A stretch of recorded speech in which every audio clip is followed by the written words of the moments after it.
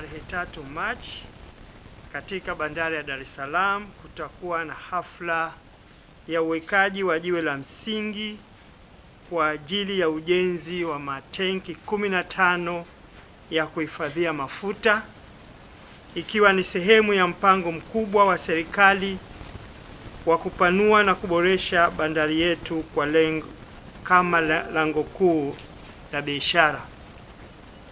Ndugu wanahabari, uwekaji wa jiwe la msingi unatarajiwa kufanyika kesho kama nilivyosema, na mgeni rasmi katika hafla hiyo anatarajiwa kuwa Rais wa Jamhuri ya Muungano wa Tanzania, Mheshimiwa Dr. Samia Suluhu Hassan, ambaye ataongoza tukio hilo muhimu kwa maendeleo ya sekta ya uchukuzi na uchumi wa taifa kwa ujumla.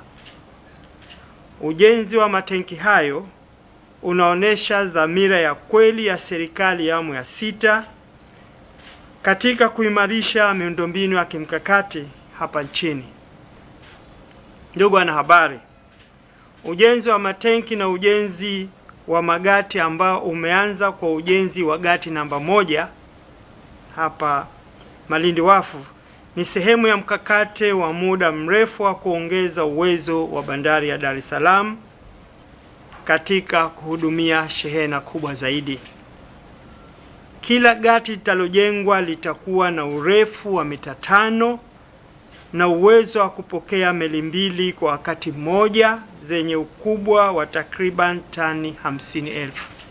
Sasa hivi tunajenga gati moja lina urefu wa mita 500 na lenyewe litakuwa na uwezo wa kupokea meli 2 ambazo zina uwezo wa kubeba tani 50,000. Kukamilika kwa mradi huu kutaongeza uwezo wa bandari kufikia tani milioni 60 kwa mwaka, na hivyo kuifanya bandari yetu kuwa miongoni mwa bandari zenye ushindani mkubwa katika ukanda wa Bahari ya Hindi. Katika kipindi cha Julai mpaka Disemba mwaka jana, bandari ya Dar es Salaam ilihudumia tani milioni 19.9. Maana yake ndani ya miezi 6 kutoka Julai mpaka Disemba tulihudumia tani milioni 19.9 za shehena, na matarajio yetu ni kuwa tunategemea kufikia tani milioni 40 itakapo. Sasa tutakwenda kupunguza demurrage charges, harama za meli kukaa pale zitapungua. Maboresho haya yanaendana sambamba na mkakati wa kuimarisha usafirishaji wa mizigo kwa reli kupitia SGR, MGR na TAZARA ili kuhakikisha kati ya 70% hadi 80% ya mizigo yote inayokwenda maeneo yenye mtandao wa reli inasafirishwa kwa njia ya reli. Sasa hivi 90% ya mzigo unaotoka bandari ya Dar es Salaam unapitia barabarani. Hiyo maana yake nini? Barabara zetu kwanza zinakufa sababu mzigo mkubwa. Pili, kunakuwa na ajali nyingi. Tatu, kunakuwa na ucheleweshaji wa mzigo kutoka sehemu moja kwenda nyingine. Kwanza kabisa, barabara zetu zinakufa.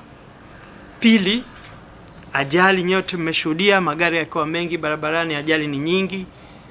Na tatu, hata ucheleweshaji wa mzigo kwenda kwa wateja unakuwa mkubwa, na msongamano overall Dar es Salaam unakuwa mkubwa. Nyinyi nyote mmeshuhudia, mnakaa hapa. Lakini mzigo ukipita kwenye treni hizo MGR, SGR na TAZARA, hali itakuwa tofauti.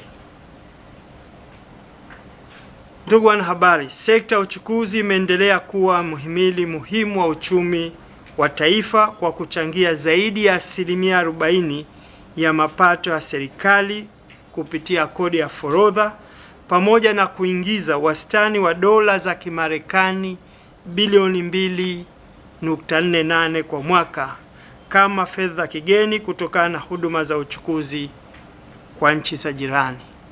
Contribution ya sekta ya uchukuzi ni takriban bilioni $1.48 dola za Kimarekani.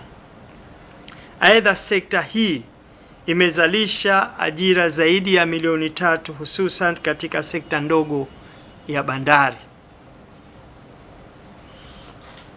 Ndugu wanahabari, natumia fursa hii kuasisitiza wadau wote wa sekta ya uchukuzi kiwemo wa TPA wa bandari, TASAC, TRC, wawekezaji binafsi na wamiliki wa malori kuendelea kushirikiana na serikali katika kuwekeza kwenye miundombinu ya kisasa na vifaa vya usafirishaji ili kuongeza kasi ya uondoshaji wa mizigo bandarini na kuongeza ushindani kwa taifa letu.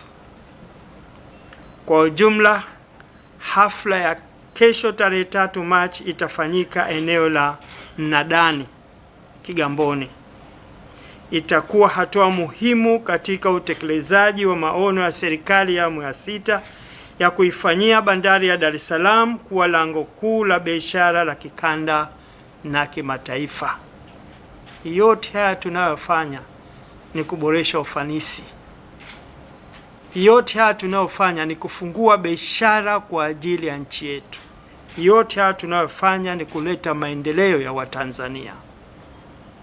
Tuna imani kuwa mradi huu utachochea ukuaji wa uchumi, kuongeza ajira na kuimarisha nafasi ya Tanzania katika biashara ya kimataifa.